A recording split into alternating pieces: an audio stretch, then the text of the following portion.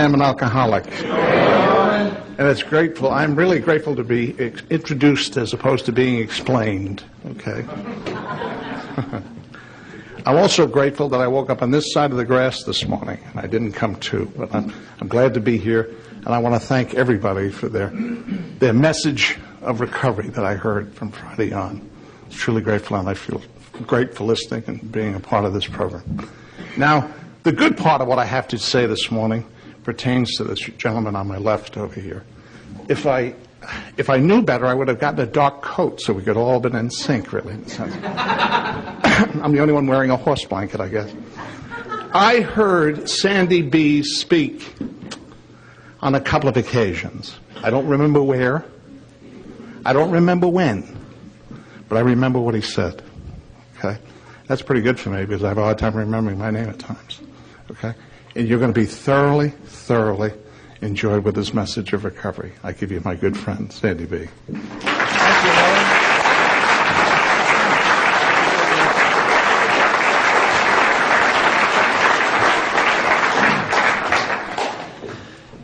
Well, good morning, everybody. My name's Sandy Beach, and I'm an alcoholic. It's been a great weekend. I've enjoyed being here, and I thank the committee for inviting me back. I forget when I was at this roundup before, but it's a pleasure to be here. Let's see, I got sober on December 7th, 1964, and I've had the same sponsor since that day to now. I don't know if that's a record, but that's a long time for two guys to stay alive, you know what I mean? I've been very lucky to have this guy in my life. And if you're new, you want to make sure to get a sponsor. It's like getting a guide. Because AA is the world's largest lost and found department. And if there's anything that describes us when we're new is we're lost. We haven't got a clue. And so it's not like the guides, you know, Bill wrote about this somewhere. It's not like the guides are totally enlightened and have a clear vision of the entire future. It's just that the half-blind are leading the totally blind. And somehow we're following the next person up there, and it all seems to turn out the way it's supposed to. So I feel really great about that. And I decided this morning not to tell my story. I hear it so much that I'm just going to talk to those of you that may be new. I'm just going to share how this spirituality was put inside of me and how it came about. I am an alcoholic, in case you are new. I did drink excessively and ended up in the Marine Corps and in the nut ward and had the DTs and convulsions and malnutrition, and miraculously got sent to AA and then got my sponsor, and life has just been an entirely different life. And I think the beginning of spirituality for me occurred probably when I had about 2 months or 3 months. And my sponsor said, well, we've got the not drinking and going to meetings, and we got all that going along, but let's just sit down and we're going to talk a little bit about some other things. And I said, all right, okay. And he said, now let me see if I understand this. Do you pray a lot? And I said, no, I'm not into that at all. No praying. Don't like that. Well, do you think about God a lot? No, I don't think about God. I stopped doing that a long time ago.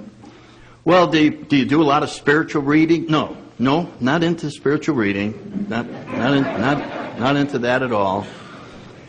What about meditation?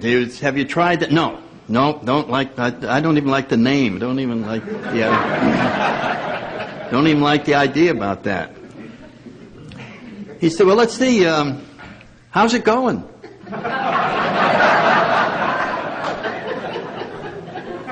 So that's what spirituality is all about. How's it going? And that's what AA and sobriety gets us to look at, is how is it going? You know, like totally honest.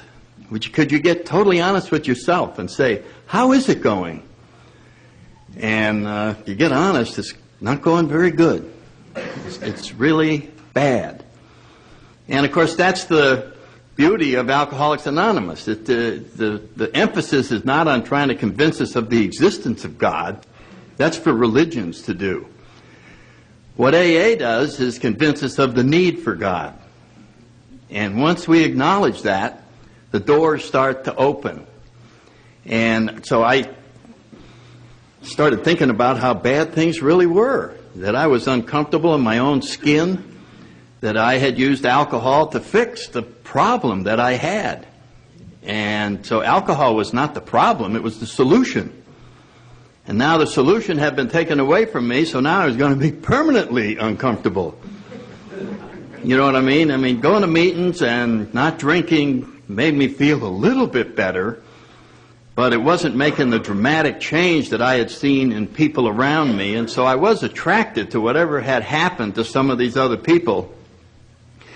And of all the places that that we find answers, they come in some of the most unlikely spots. And I was looking back, and I would say that the prayer of St. Francis in the 12 and 12 under the 11th step was just an eye-opener when my sponsor explained it to me. So if you're new, I'm just going to focus on the first line in that and see if your evaluation of it was the same as mine was when I first heard it, because that prayer just starts out with, Lord, make me a channel of thy peace. So what do you picture when you see that? And I'm going to tell you what I pictured. I pictured, here I am, just a wreck, full of anxiety, all these things, and here's this vision that I have. Make me a channel of thy peace. So this channel opens up from somewhere up there, and all this peace flows into me, and I feel wonderful. And my sponsor said, well, that's close, but you have it exactly backwards. You have it exactly backwards. That's not what happens at all. You see, you are living in the self-centered, intellectual perspective, and that's exactly how it looks. But nothing in the spiritual world conforms to the intellectual world, and that's not how it is at all. And I'm going, oh my God, this is getting complicated. I just don't understand this. All we're talking about is a little channel, and now he's got me off into advanced something or other.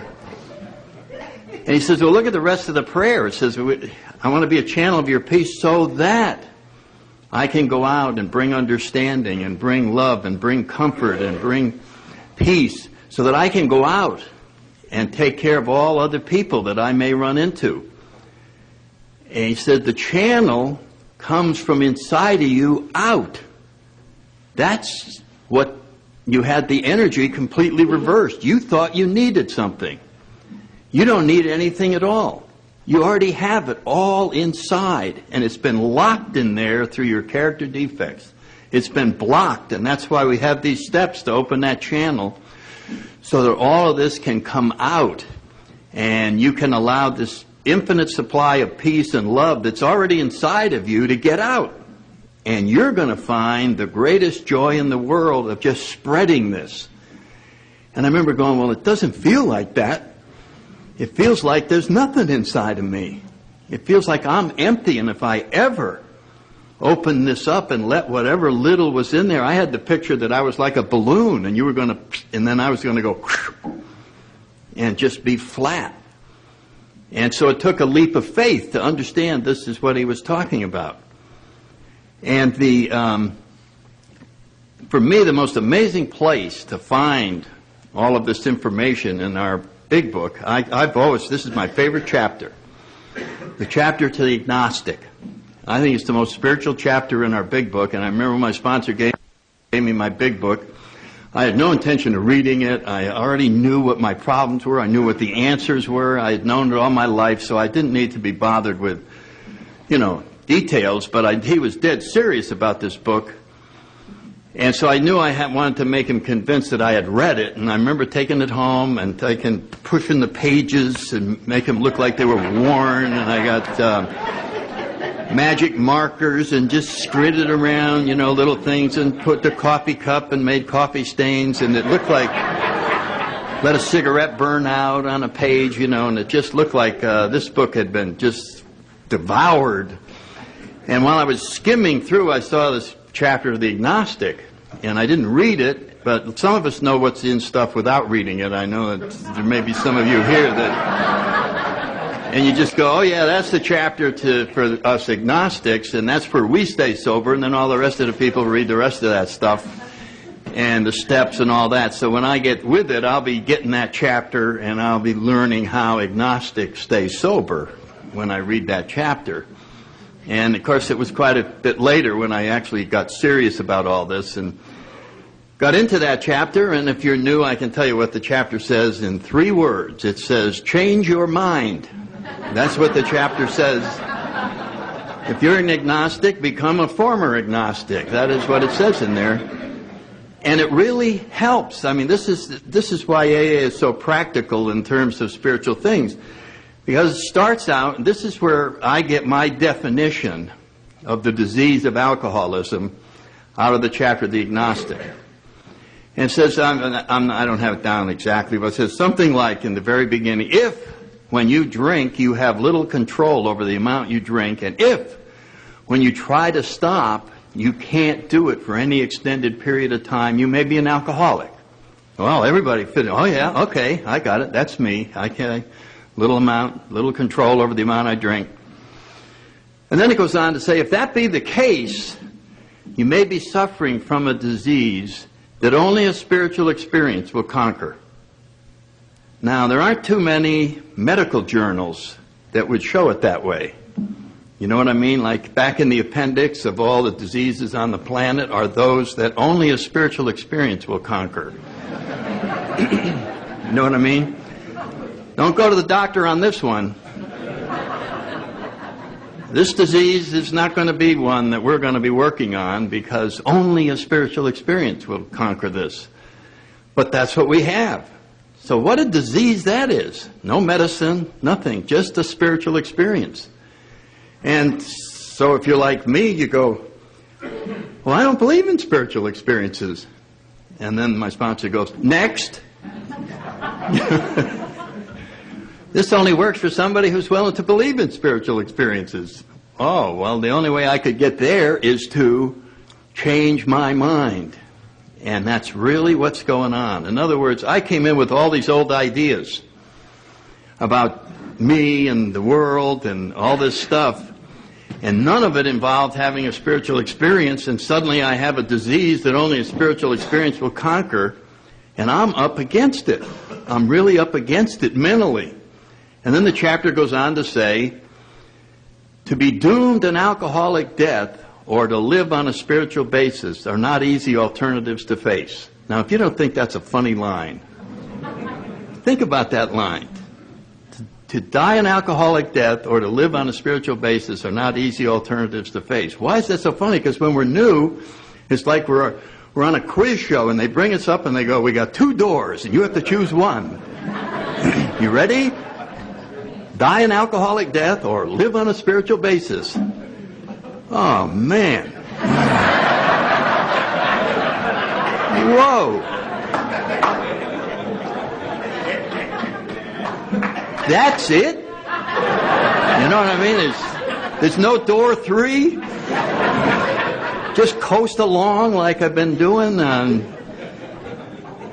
And you almost feel like sneaking out and getting on the phone, calling up a doctor. Listen, doc, a friend of mine's curious about this. How bad is an alcoholic death?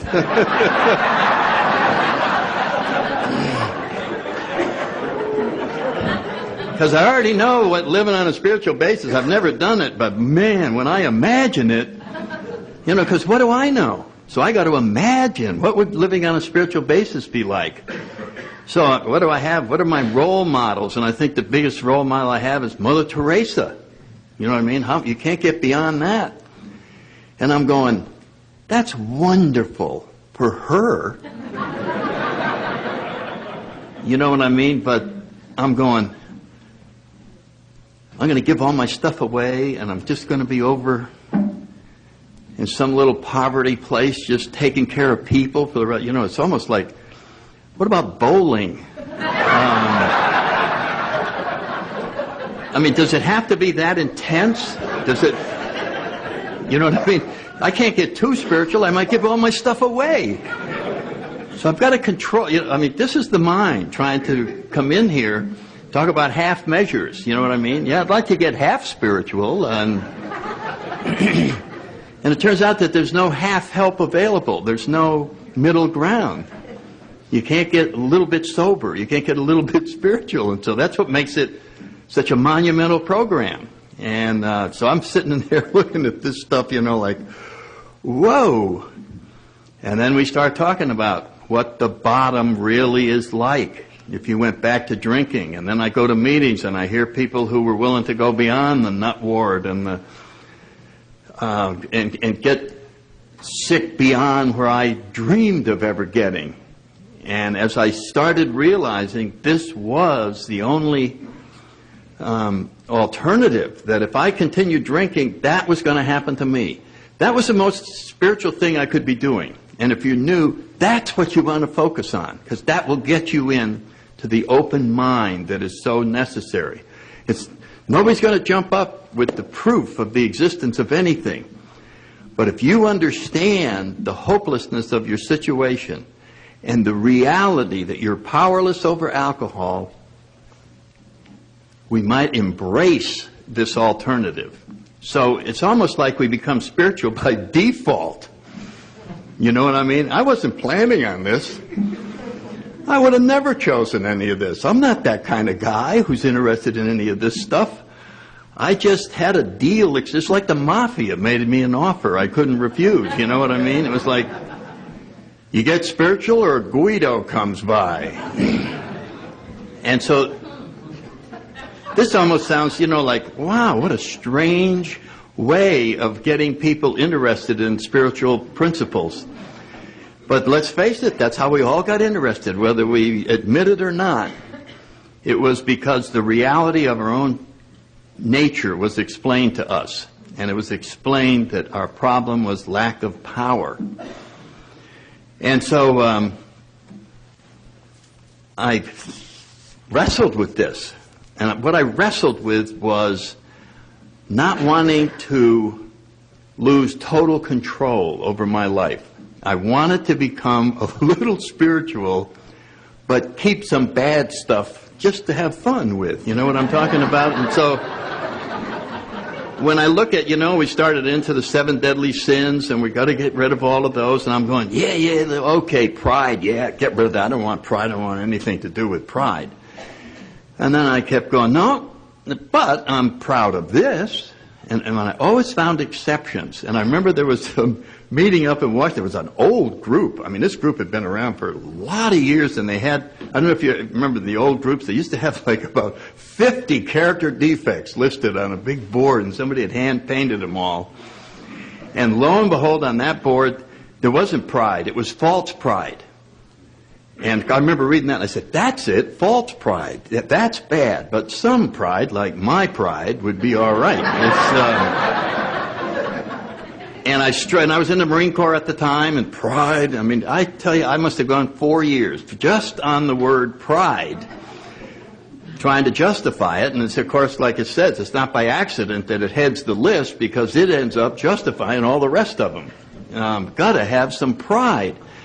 And so as I examine this, like year after year, I would come up with, well, it certainly must be all right to be proud that my son is a good Little League player. I'm so proud of him out there. But when I got honest, I'll tell you what that word meant. It meant, I want everyone to know that I'm the father of the kid that just hit that home run.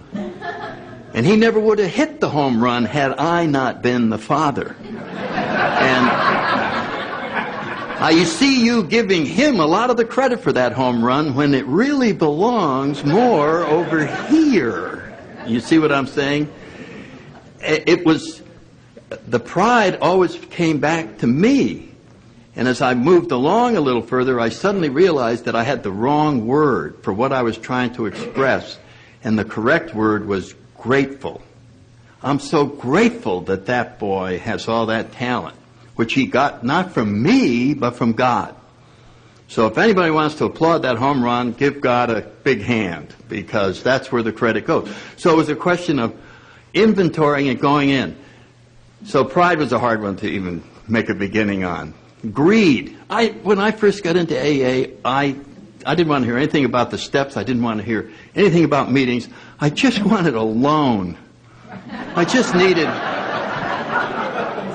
like $2,000. You know what I mean? I saw that as the answer to everything. I had all this, whatever I was worrying me, I just said, if I had $2,000.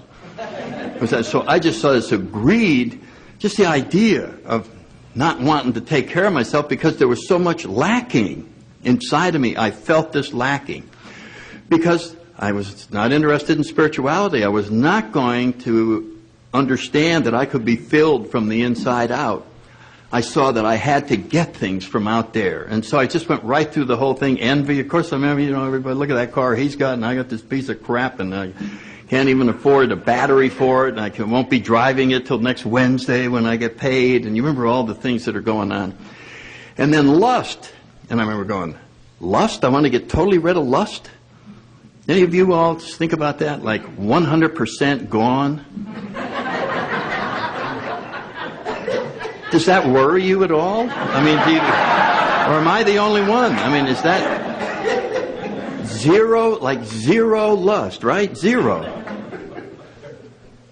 I don't think we want that. I think what we want, you know how Bill writes in the 12 and 12, we just don't want it to be enough so that we're raping people. But you've got to have some of that energy going on. In other words, no concept of what we were talking about in the sexuality area.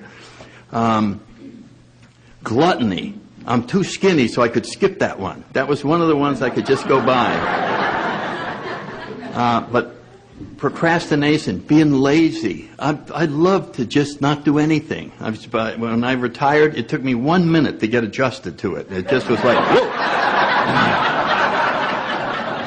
I'm so glad to not even say the word work anymore. I love just, I think I'll take another nap. Boom. It just came natural. So what I'm saying is I just found, as I went through anything that you presented to me, I qualified it and moved it down. I certainly don't want to get rid of all of anything, but I want to become better than I am. You know what I'm saying? Does anybody rate this? I don't want to become a saint. I just want to be thought of as a saint.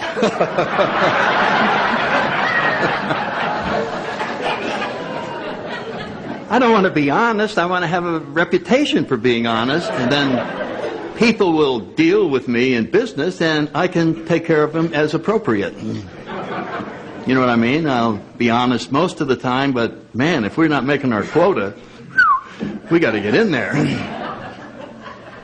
So this is the spiritual dilemma. If you're new, you're probably going, man, this sounds difficult. Well, it is. It's very difficult. It constantly involves changing our mind, changing what we set up for ourselves as an ideal, because these ideals are very limited, and it's a struggle that's just gone on and on. Now, I was thinking about how this all got started, and I always like to give credit to Dr. Young. And if you all remember the AA's origins, it really started when Roland Hazard, the millionaire from Rhode Island, alcoholic, ended up probably going to lose the family business, which had been there forever, and tried everything the United States had to offer, and somebody finally came up with the idea that Carl Jung in Switzerland was the last chance for this young man to possibly save his life. And he went over there and spent a year seeing Dr. Young. At the end of the year, Dr. Young said, I've done everything, excuse me, that I can for you. You understand the situation. If you keep on drinking, you're going to end up in a sanitarium for life. And he said, I understand that.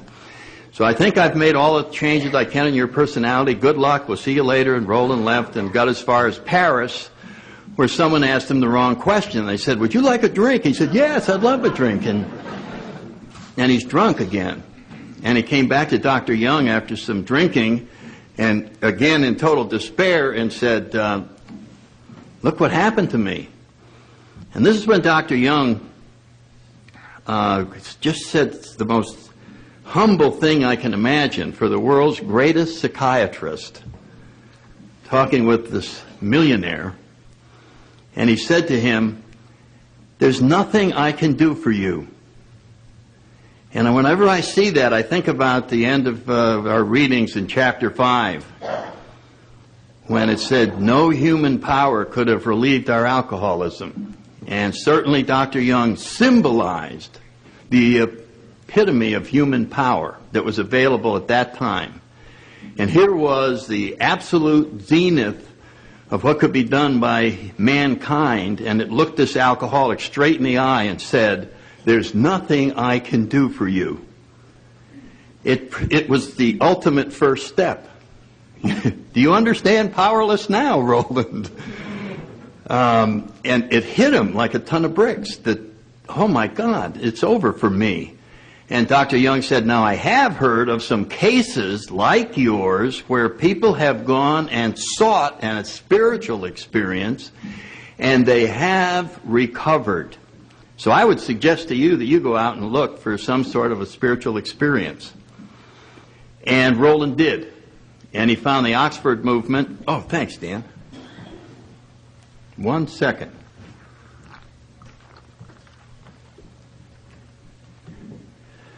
And he found the Oxford movement and got sober, because it had all the principles that AA was to adopt. And of course, it wasn't long after that, then the second character that got the message to Bill, Ebby Thatcher, got drunk one last time up in Manchester, Vermont, and they finally were sick of him in the town. He had already driven his car into a farmhouse, and if you remember the story in the big book, and asked the lady for a cup of coffee when the car reached the kitchen. And then he went out and was going to paint his house. You know, his family disowned him and gave him the summer home, and he's like all us alcoholics, he said, oh my God, I've got to do something constructive. I'm going to paint my house. It's a huge house. So he bought some paint and ladders and brushes and got out there, got about 10 square feet painted, and then sat down to admire the work that he had done. He said, sort of got a little beach chair and sat out in front and sort of imagined all the rest of the house painted, you know, and having a few drinks, and some birds came by and crapped on the paint. And it just infuriated him, and he went in and got a couple shotguns and sat out there waiting for birds to come by. Boom, you know, and the people in the neighborhood thought a war was starting, and there's just Ebby over there blasting away. And so he gets in front of the judge, and the judge says, I'm going to have to do something with you. And he said, well, maybe I could call somebody. And Roland Hazard was up in Manchester doing some Oxford work, and the judge released Ebby, who they had known each other, in his personal recognizance, and he whisked him off to the Oxford group. And not too many months later, Ebby thought about Bill Wilson and went and said to him, Bill, I found something. You ought to come and check it out. And Bill checked it out, and the rest is history. So many years later, Bill realized that he had never closed the loop with Dr. Young, and so he wrote him a letter and said, you may not realize this, but you saw a patient named Roland Hazard, and this is what happened as a result of what you told him, that you could do nothing, that he should seek this spiritual answer. And he did, and now we have found AA, and we consider that you are one of the founding energies of the Fellowship of Alcoholics Anonymous. We're very grateful. And he wrote the letter shortly before Dr. Young died, and Dr. Young got to write back. In the grapevine, you'll see this exchange of letters every so often between Bill and Dr. Young, and basically Dr. Young said, geez, I've often wondered what happened to Mr. Hazard. Back then, when he came to see me, probably in the late 20s, early 30s, he said it wasn't safe for a psychiatrist like me to professionally talk about God, because the rest of the psychiatrists would laugh at me. But Young was very spiritual. If you've read any of his stuff with the symbols and all of the, he was very much into spirituality and God being the center of everything. But he said, I couldn't really say that back then. Now I can talk more freely about it, and that's what I wanted for Roland, because I knew that this is what was his answer. Because I've since looked at a lot of alcoholics, and I have concluded that one of the things alcoholics have is an inordinate longing for God. Now think about that as the disease of alcoholism. That the real problem us alcoholics have, and we don't know it, is that we miss God a lot. Only we don't know that's what our problem is. We know that we're just constantly restless, irritable, and discontent, and we use our intellect and we look at it and we go, you're not going to see that we're missing God, that God is missing in our lives. It's just that money must be it. We've got to find something to relieve this freaking thing that's always nagging me. It was always there. Something was missing. I just don't feel right like other people. And so I'm struggling in the material world to fix that underlying problem, and nothing would fix it until I found alcohol. And alcohol is the closest thing to spirituality that I think you can get. It is almost identical to spiritual experiences. Suddenly, a power greater than ourselves fixes us from the inside out. Nothing out there changes. Nothing. You don't get any money. No, the world doesn't change. Nothing, except we live in a different world. We're at peace with ourselves. We really have found an answer. Unfortunately, vodka is not a loving higher power and does not have our best interests at heart, but it shows how we were struggling with a problem we could never put our finger on. And no matter what we did to try and relieve this problem, it wouldn't go away. You can talk to AAs who came in and became incredibly successful financially and ask them, did that fix that underlying problem that you had? And they said, no, I was thinking of committing suicide on my yacht. I was thinking of committing suicide on my yacht. Get in incredible physical shape. Become workout addicts. You know, and then you just stand there in front of the mirror just going, it ain't gone. It's still there. Get on the health food diets. Get on whatever it is. Get the perfect relationship. Oh, it couldn't be better. But then when you're alone, you're just going, God, I still have it, whatever it is. It's just not fixed. I need to fix something. And that's when we get to the last part of that thing in chapter 5. And this is the part that I think, that last sentence of what I was talking about, that no human power could have relieved our alcoholism.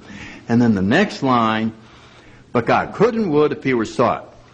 Now, if you're new, I'll guarantee you this is what you just heard me say, that God could and would. That's what you just heard me say. You didn't really sink in if he were sought. That little part just, it was almost like, oh yeah, God could and would. Thank you, God. I'm here. I'm in the program, and I'm just going to meetings, and I'm not drinking this, and I'm in God's hands. Boy, is it great. And then nothing seems to happen. And so maybe we got to focus in on a word that's right in there, and it's called seeking, which is exactly what Dr. Young told Roland Hazard. Go seek a spiritual solution to your problem. And he did. And he found it. And so, I don't know where I came up with this, but this is in my mind the evolution of seeking as I experienced it in my life. And the first time I ever remember seeking was in grammar school, hide and seek. Okay, somebody hides, you know. Remember the first time you played that? You said, what's the game? Hide and seek. Okay, so one guy hides, and then what do? You seek. What's that? You find him. Okay. You remember how hard you looked? It was just like, I know where I mean, you were totally focused. You were just like, I mean, it was zooming, because you wanted to be the one to find it, whoever this was. Yeah, it's over here, it's over here, it's over here. You weren't thinking about anything else. You're just like, And the next time I remember getting involved with that was Easter. And my mother would hide the Easter baskets for my sister and I. And then she'd say, and we go, can we start? You know, like we're going to really focus on this. And go. And then I go, you know, and I'm just... But even there, with all that candy that I could hardly wait for, if it went more than like 30 minutes, the seeking power started to diminish. I said, can you give me a hint? Give me a hint? Give me a hint? Give me a hint? Am I warm? Am I warm? Am I warm? Am I warm? Because seeking takes a lot of energy to stay that focused. You know that? You know what I mean? And finally, oh, I got it. But this is, you can get the idea of what it is. And then the last example I remember was we had a golden retriever when I was probably 12 or whatever, and had him for years and years, and he ran away. I don't know if you ever had your favorite dog run away. But I looked for that dog really hard and for a long time. I mean, I looked for that dog. I would go out in the woods and call his name 2 years after he'd been gone. I'd go, maybe tonight I can find him. Maybe because I missed him so much. So there was seeking. Now we come in and we read chapter 5. It says, God could and would if he were sought. Now let's discuss some of the seeking that we've done. Here's a typical seeking day for us alcoholics. You ready? We start the day with a 24-hour day book on the toilet. Okay. But we're late today. We have a very important appointment, and God knows I might get a deal out of this, so we have to speed read it. Oh, yeah, that was cool. And if anybody asked us on the way out what we just read, I forgot. I was thinking about this. The end of the day, we get down on our knees and we go, thank you very God. And oh man, am I tired? Well, maybe I'll cut it short here. I'm very, very grateful. I'm very grateful. Well, out of 24 hours, we had somewhere around 63 seconds of seeking. So I don't know if that qualifies. I don't know if you even know if you could get in the dictionary under seeking with that. You know what I mean? No, that's not seeking at all. That's messing around. That's what that is. That isn't even seeking. And so I think I started looking at that and I just went, God, this is not that huge priority. And it's because it doesn't appear to be life or death like the dog was. It's like, I could delay seeking one more day and it really won't make that much difference. I could delay really trying to grow another day. And I believe that's why we have tragedies come into our lives. Everybody who's been sober has had things happen to them. Painful things, awful things. And if you looked at it in the big picture, it's just God sitting up there going, God, I love that wonderful Alice back there. I just want her closer to me, but I can tell she ain't going to get closer the way she is. I guess I'll just have to have, boom, this thing awful happen. And it doesn't make sense at the time. When I was sober 2 years, I went to a meeting every night.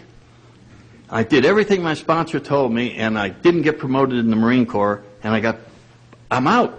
I had 14 years as a regular officer, 6 kids to support, go to a meeting every night, I'm out.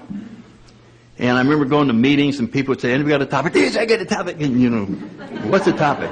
Getting thrown out of the Marine Corps. That's not really a good topic for AA. We don't remember that. Well, I don't care. I got thrown out of the Marine Corps.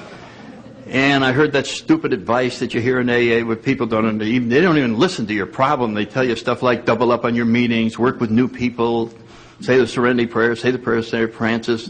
I wanted them to say, you were thrown out of the Marine Corps? Oh my God, listen, I own this big corporation. I'm looking for a top executive with $65,000 a year in your own car. Be all right? Now that would be some spiritual help. I mean, you know, just tell me to say the Serenity Prayer. That's really helpful. You know, just. I had this huge resentment, and 3 months after I was out, I was in a lot of pain, and I was just thinking about how unfair this was, and what about God and all that. And there was a little story in the Washington Post about page 5, a paragraph about that big. It said, Marine Corps instruction team killed in Denver in plane crash. And that was my team. And if I had been promoted like I wanted, I would have been on the plane, and that would have been it. And I remember realizing when I read that God knew I read it. I'd just been complaining to God like mad. And I knew that He knew that I read it, because He knows everything. And I felt awkward, to say the least. You know what I'm saying?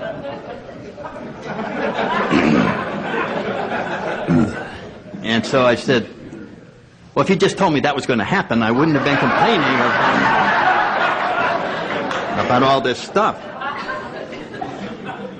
And so here we are. See, this was all that the Chapter of the Agnostic and all that AA is trying to overcome our objections to our ego staying in charge. That's all spirituality is, and that's all the steps are.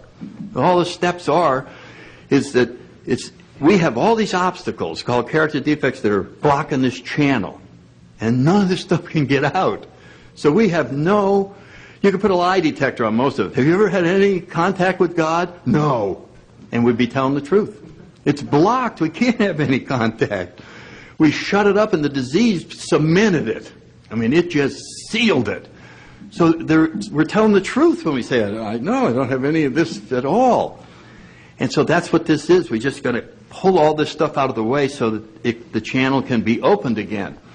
And I remember just going, you want me to believe in this? You want me to believe that it's possible to be guided by God? You know, I'm going to turn my whole life over and blah, blah, blah. And I remember when I was in 12 years old, I joined the Boy Scouts. Anybody ever joined that? And I only was in 1 year.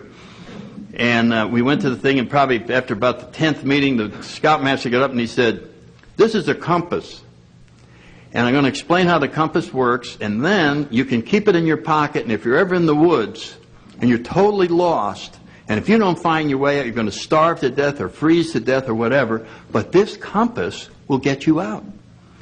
Because there's this big rock at the North Pole, and this needle will always point at that big rock, and it'll save your life. So all you do is turn your life over to this needle that's pointing at the big rock. Now, as a Boy Scout, I didn't say, big rock at the North Pole. You want me to turn my life, risk it entirely on the theory there's a rock at the North Pole that this needle is pointing? I just went, that's terrific. Put it in my pocket. I was now ready to risk my life that this needle pointed there. And then later on in the Marine Corps, when I got in flight school, and we're going through all the different things, and they said, now we're going to go to instrument training. Oh, great, great. And here's the deal. We have this little radio station on the end of the runway, and it sends an invisible radio beam up to your plane. And if you dial this little thing in and listen, and you hear the A and the N and the steady beam, you could come down right between these two huge mountains without hitting them, and you will end up right on the end of the runway. And I didn't say to myself, are you kidding? You want me to believe that a little beeping thing down there is going to make me miss the mountains? I'm going to go up and put my life on. No, I just said, isn't that wonderful? Beep, beep, beep, beep, beep, beep. And we just come down. We're right down there, and there's a damn runway right at the end of the thing. Boom. Then I come in here and you go, you know, there's this wonderful supreme being at the center of the universe. And if you will follow these steps, you will establish contact and be guided by this incredible supreme being. And I'm going, you got to be kidding. I'm going to turn my... What do you think I am, a sucker? You want me to believe that? Well, see, I never would have believed it because there's no proof. I've heard the rest of you, so I had to take your word for it. But it all comes back to, I have a disease that only a spiritual experience can conquer. And so I came into this thing, and I finally gave in, and I just said, okay, what's the deal? Let's go. I'm in. And when I said I was in, that started the whole deal. Now I'm in. You know what I mean? Now, yeah, I'm going to do the deal. What is the deal? No more, well, I don't think so, I don't do that. And then, of course, results started happening. So if you're new and you've been studying the steps for years and nothing has happened, you can study them for 20 more years and nothing will happen. You have to do them. They only become visible when we do these things. And then we can see what prior to that was invisible. It only becomes visible through action. And then you actually see the transformation in your own life. And you start seeing a different world out there. Just like alcohol made it a different world. Spirituality, the power of this higher power, makes people look more friendly. Makes the world a more comfortable place and makes you equal to everybody else. That's the power that is missing when we're just trying to go out there by ourselves. The bottom line, when I look back on everything that I've learned in AA, goes, this is my favorite place to go, and I'm going to spend the last few minutes on this. It's in the 12 and 12 under the 10th step, and it's how to live one day at a time. That's what this is all about. So when we finally clear up the wreckage of the past, and we've done all of the surrendering and inventorying that we can, we're now ready to get the big reward, because that's all of spirituality is learn how to live in the now and let everything sit over here and just be focused. And the 10th step is where it's all done. And so here's this little sentence in there, that axiom, that if you're disturbed, no matter what the cause, there's something wrong with you. That doesn't sound like a lot of wisdom. It's the most I've ever seen anywhere, that if you're disturbed, no matter what the cause, there's something wrong with you. Well, what's wrong with me? I'm disturbed. That's what's wrong with me. That's what's wrong with me. Someone did something outrageous, absolutely unjustified. Everyone would agree it was unjustified. So I deserve to be disturbed. Do you understand what we've just said? I deserve to go to jail and stay there. I have sentenced myself to being disturbed because my ego wants something. And I've just shut myself off from God. As soon as I slam down disturbance, I'm on my own. You want to be disturbed, God says? Go do it, but you're going to do that alone. So now it's just me against the world. I don't even have my higher power anymore, so when I'm disturbed. So what is it saying? It says we've got to have a way to get undisturbed. We've got to make being undisturbed our top priority. And as you start through the day, anytime you get undisturbed, time out, and if you get disturbed, get undisturbed again. And there's millions of ways to do it. Just stop, get out the little Serenity prayer card, read that a couple of times, call a sponsor. Whew, thank you, now move forward. It's almost like you're not allowed to advance in a disturbed fashion. Because anytime you advance in a disturbed fashion, you do things you have to make amends for later on. And you treat people badly. You got disturbed legitimately. Somebody goes, oh, look what they did. So you go into the dry cleaning place and take it out on the lady in there. Where the hell's the suit? You know what I mean? And then she retaliates, and then you do the same thing in the supermarket. You do the same thing wherever else you're going, and you get home and you go, the world is filled with cranky people. I can't stand it out there. We have no idea that we did that to all the people out there. This was brought home in spades to me by my sister, who now has 25 years in AA, when my parents, they're both passed away now, but some years ago they were having their 50th wedding anniversary. She's planning the party up in Connecticut, and I'm going to go, and she's calling me, blah, blah, blah, and then she said, and we're going to invite Uncle John. I went, oh, God, Sue, don't invite Uncle John. We're trying to have a happy family get-together. God, please, is there any way we can not invite him? He's just so obnoxious and abrasive and all this. And she said, oh, he only does that when you're around. I went, what? Oh, no, everybody loves him. He's great. He's a wonderful guy. And I went, that couldn't be possible. You know what I mean? But she had a lot of years at the time, and so I said, okay, I'm going to trust her. I'm going to say he is a great guy. So I'm going to just pretend he's a great guy. And so when I saw him, I ran up and I just went, hey, Uncle John, how you doing? I'm so glad to see you. And I think it just blew his mind. He went, well, I'm so glad to see you. And he was a great guy. You know what I'm talking about? I must have had some other idea and just, brought out the worst in him. And that's what us alcoholics have the power to do, is to bring out the worst in people. And then we come home at night and complain about the world that we live in, and we don't see our role in it at all. So it all comes back to never do anything when you're disturbed. Now, in other words, pick a day next week and make it Undisturbed Thursday. I may not get anything else done, but I'm not going to get disturbed. I'm going to go out and I'm going to let everybody be wrong. Go ahead. Hey, you want to drive that way? It's free driving day. You just go. I don't care. I'm backing off 3 car lanes. You just drive any damn way you want. I'm not into this. Because I'm going to go through without being disturbed. I'm just not going to be disturbed. Well, what happens when we go through a day like that? We have so much more energy than we normally have. We are so close to our intuitive, creative side that answers just flow in to problems. We're just, it's so easy to make decisions when you're not disturbed. We're in touch with our spiritual side when we're undisturbed.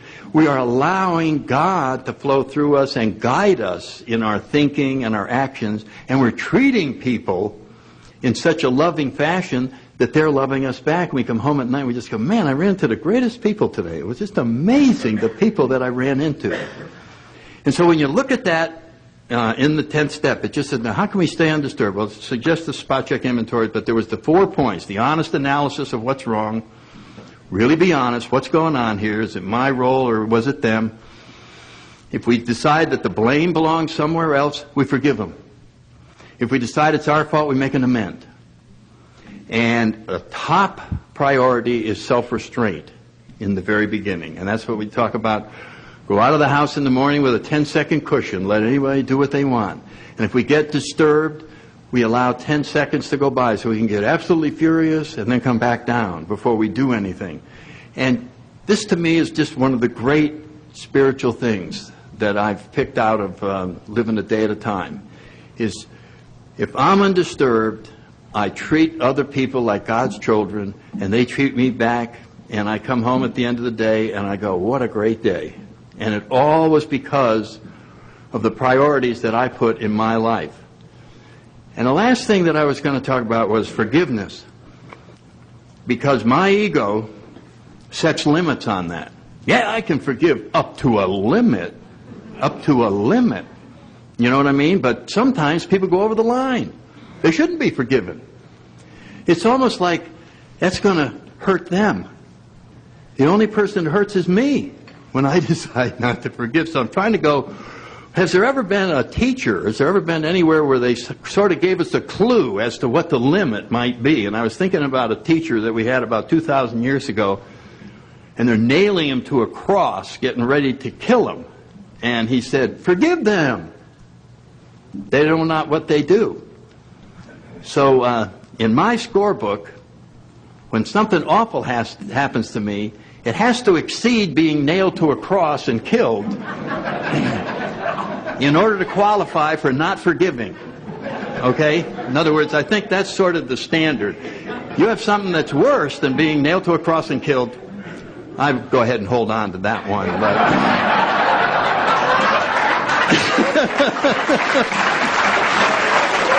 You follow what I'm saying? It's all ego. There's a wonderful reading in the May 3rd, it was just in May 3rd in that little 24-hour day book about forgiveness. And it's talking about, you're having a hard time forgiving, you had time to forgive, forget about trying to forgive anybody. You got to get rid of self.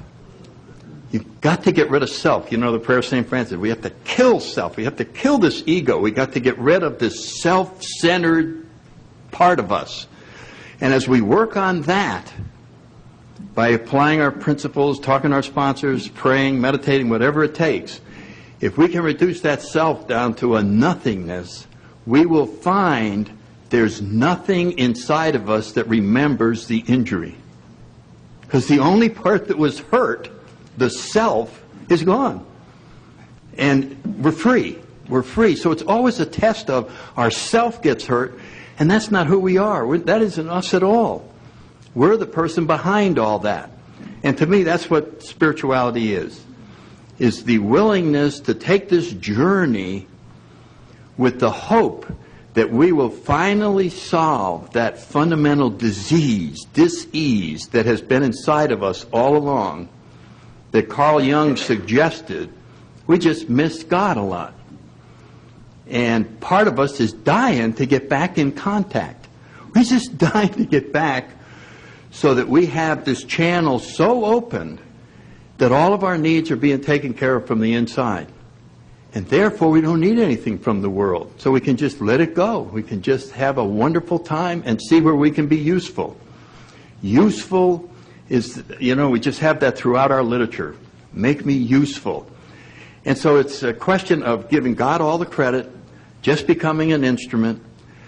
Instead of trying to be as huge as we can be, we try to be as small as we can be. Remember what a big shot we wanted to be? Well, we are creating a vessel to go through the sea of life. And when you design an ego-centered vessel, You have created a boat that's about 120 feet wide, 15 feet deep, and you're pushing it through. And when we can become selfless, we can go right through a screen door. In other words, there's nothing that can hit our ego because we've made it so small. So anything can happen. The only pain that human beings experience is not getting their way. There is no other pain. I'm just not getting my way. And the program suggests, well, don't have a way. Then nothing can go against your way. You remember that? And then the 12 and 12 says, well, I'll be the hole in the donut. No, I won't. I'll be an instrument of thy peace. I'll be an instrument. I don't have to be anything because I'm everything from the inside out. And if you're new, this is my wish for you, that you just try this. And the reason you should try it, because everything else is so awful. That's why you try it. That's why you try it. You don't try it because you believe me or anybody else. You're tired of everything the way it is. So surrender your will into this path. Get a guide. Follow it down. And the path isn't going to go out there. It's going to go in here. And we're going to open you up so that you can see what a magnificent person you are. That's AA's present to you, is you. And when you arrive here, the wrappings around you are pretty lousy. It's not like the best wrapping paper in the world. It's pretty smelly and it's not too good. And you don't really think you ought to open it because it looks like it's going to be a pretty bad present. And you didn't want to look in there. But the program forces you to get away the artificial exteriors, get rid of all of that stuff, and see what's really in there. You are going to love yourself. You've never seen yourself in all your magnificence. You've never seen what a loving, caring person you are. It's been trapped. All these crazy ideas that you heard that are just baloney are preventing you from carrying out what you want to do, which is to help the next person and just be an instrument of God's grace in this world. It is the greatest life, and we struggle every day with our egos to get close to it, and that's why AA is so much fun. Thank you all very much. God bless everybody.